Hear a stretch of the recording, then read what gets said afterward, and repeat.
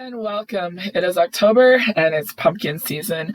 I've been wanting to do some baking, so this is the real first baking that I'm doing this month. I'm trying out a new recipe for 1 bowl oatmeal pumpkin muffins. I will link it down below. It seemed pretty simple and I love the fact that everything was in 1 bowl. So we're starting off with a cup of pumpkin puree. It called for 3/4 of a cup of unsweetened applesauce. I went to see what I could substitute it with. It said yogurt, so I'm using this pumpkin spice yogurt. It's definitely more of an indulgent yogurt, and I thought it'd be nice to try it in this recipe. I'm not a big baker. I prefer cooking, but I'm going to give it a try. I'm adding in 2 large eggs, and then it called for 1/4 of a cup of olive oil or vegetable oil. I decided to use olive oil, but when I make these again, I'm going to use vegetable oil. I think it would have a nicer flavor with it. And then I'm also adding in 2 teaspoons of vanilla, and then the last is 1/3 of a cup light brown sugar. So it is a lower sugar muffin, and I really liked what it said, that is perfect as a grab and go breakfast or a hearty snack, and that is really what I want these for. They're not your typical kind of like cakey kind of dessert muffin. These definitely seem a lot more hearty and better ingredients for breakfast. So I'm adding in 1 teaspoon of baking powder, 1/2 teaspoon of baking soda, 1/2 teaspoon of salt, and then I called for 1.5 teaspoons of pumpkin pie spice. I did about 2 because I really like the pumpkin pie spice. And then we are going to mix this all up before we add in the last few ingredients. But I'm liking the way that this is coming together. It's very easy. It's one of the things about baking is, all of the sifting and the different, mixing everything up. I really like the fact that everything is in 1 bowl. So the last things I'm going to add is in 1/4 of a cup of whole wheat flour, and then 3/4 of a cup of rolled oats. I am using the old-fashioned oats, so there's a little bit more of a chewy texture. And then it did call for 1/4 of a cup of mini chocolate chips. I put just a little bit more, but not quite 1/2 of a cup. So my oven is preheating to 375 degrees. I just sprayed my muffin tin, and then I'm just going to fill these all in. I don't know, I was really happy with the way that this all came together. It seemed really good, really easy. And then I made a little bit of a boo-boo, and I put kind of like bigger portions into the first ones. I used 1/4 of a cup measuring spoon, and then I quickly ran out of batter, so I just took a little bit from each of the muffin tins and then put it into the other one to get it all out, because I really did want to have just like 12 regular size muffins. I didn't want them to be too big. So I put them into the oven, and it said to bake them for about 20 to 22 minutes. That's pretty much the typical. So I kept it at the 375. I did it for the 22 minutes, and then I turned off the oven, and then I just let them sit for 2 more minutes. And then when I took them out, they were perfect. The muffins did plump up a little. They're not your big bakery style muffins, but I was very happy with the way that these turned out. I would say they're very good for a breakfast or an afternoon snack, like I did here with my great pumpkin mug.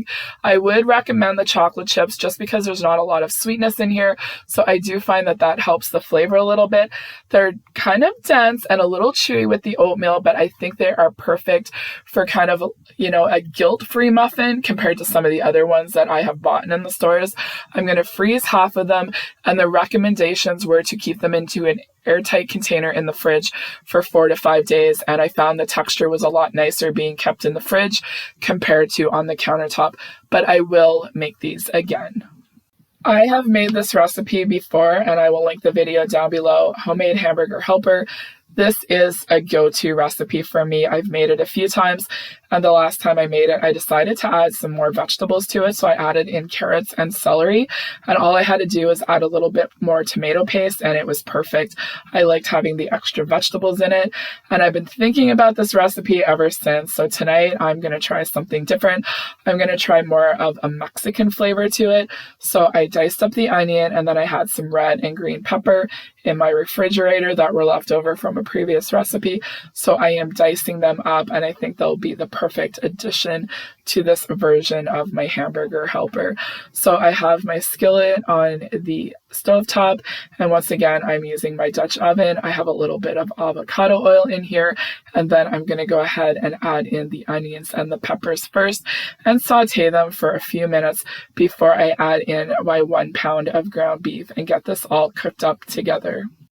I'm also going to go ahead and add a little bit of seasoning right now too. I'm going to add a little bit of salt and pepper, and then half a teaspoon of the garlic powder. That's what the original recipe called for. So I'm just going to add that up for now and then mix this all together. You could also use ground turkey for this if you wanted to. And I'm also going to add in some black beans and some whole kernel corn. I just thought it'd be nice to add a little bit more protein to this, and then just the corn I thought would be another addition too, because oftentimes I've seen that in other skillet dinners using these flavors. So I'm going to go ahead and drain these and wash them off, and then my ground beef is all cooked up now. So then I'm going to add in the beans and then the corn also. So the thing is, if you're using the ground turkey, you could switch it to chicken broth because this does use beef broth. So I did use the taco seasoning, and the other recipe called for half a teaspoon of chili powder, and I used a teaspoon. So I decided to go ahead and add in 2 tablespoons of taco seasoning, because on the bottle that I have it says 4 tablespoons is equivalent to a packet. And then I'm going to go ahead and add in the full can of the tomato paste. The recipe calls for 2 tablespoons of tomato paste, and last time I ended up adding in the whole can. So I'm going to go ahead and do that again this time since I have all of the other extra ingredients. And then we are going to add in our beef broth here, just the 3 cups, because once again I'm going to be adding in just the 1 cup of the uncooked elbow macaroni. So we are going to get this all mixed up and then bring it to a gentle boil before we add in the pasta. It is bubbling away, and I'm going to go ahead and add in the macaroni. As I said previously, I've only ever used small pasta for this, so I don't know if a larger pasta you would need more than 1 cup, because you want that perfect balance of the ratio between the dry pasta and the liquid. So I am going to use the Monterey Jack with jalapeno cheese, and the last time I used cheddar, but I thought the jalapeno would go with the theme of this. And here it is after about 7 minutes. You can see it's starting to thicken up. The broth is definitely getting absorbed. The macaroni is starting to plump up. So I let it sit for 14 minutes and then I removed it from the heat. And this is a large pot, so the corn and the black beans definitely added more substance to it. And I think if I made this again, I could even skip the meat and the broth, and you could add in more beans to get protein and do more of a vegetarian. And then you could add in a taco packet, and then you could use broth or water to get that all absorbed. So it's just some different options, but I'm very happy with the way that this all came together. There is all the ooey gooey goodness. I feel like there's a lot in here, and it's just something different. It's a 1-pot meal, and it's definitely going to last for more than 1 meal, and that's one thing I like. So I just put it in a bowl. I put a little bit of sour cream and green onions. I didn't put any more cheese on it because I felt like there was enough in the mixture. It definitely had a little bit of kick with the taco seasoning and then with the jalapenos. So you could have a salad with the side. You could do some cornbread. My husband really likes these corn chips from Costco, so I decided to add these just to do a little bit of dipping and have a little bit of side to it, and it was a hit. Everybody loved it, and it was great for leftovers, and I even put a container in the freezer to have for another night. I'm gonna wrap up with another recipe that I would not recommend. I had some extra pumpkin puree, and I thought about making a pumpkin banana bread because I had some ripe muffins, and I'm like, it's something different. So once again, I went to Google. I found this pumpkin banana bread recipe. It had great reviews. Everybody said it was really good. I did make one substitution because I was in a hurry. It called for half a cup of unsalted butter softened. I didn't have time to get it softened. So I did have some applesauce this time, so I decided to substitute it with the applesauce. But it was really moist because it had the applesauce, and then it had the pumpkin puree, and then the mashed bananas.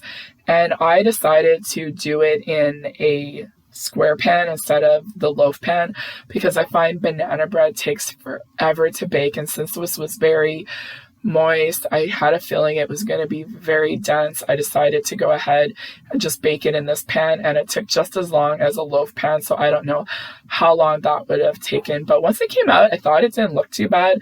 But it just tasted like banana bread. You couldn't even really taste the pumpkin or the spices, and that was one of the reviews, but all the other ones were really good. So I still decided to make the glaze to share it with all of you, and I will link the recipe down below for the maple glaze because I would make this again.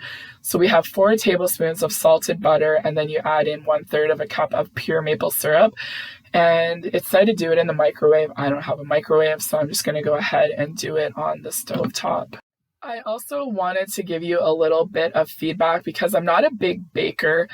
I go to Google and I get more flops when I just kind of get recipes off Google. My recommendations are Sally's Baking Addiction. Almost everything that I've made from that website has turned out, and all recipes I find gives a lot better feedback and people will upload pictures, and I find it's a more popular website.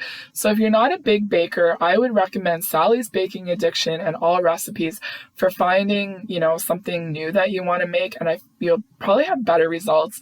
At least that's the way that I feel. But I did want to share this glaze with all of you because it calls for the 1/3 of a cup of pure maple syrup and then 1.5 cups of powdered sugar. I had to change my whisk. My other one broke, and this one is my go-to. And I know in the past when I've made homemade frosting, it calls for like 3 to 4 cups, and then I have to use my KitchenAid mixer. So I did pierce it. The glaze was pretty thick, and I'm okay with that. And I just thought that this was something good to share because it was different, and I like the simplicity of it. It was really easy to mix it all together on the stovetop and then put it on top of this pumpkin banana bread that was a fill. But I was thinking about like a spice cake or just like a golden cake mix, and then the maple glaze would be something different. So I wouldn't say that this was a failure because I do found the maple glaze was really good.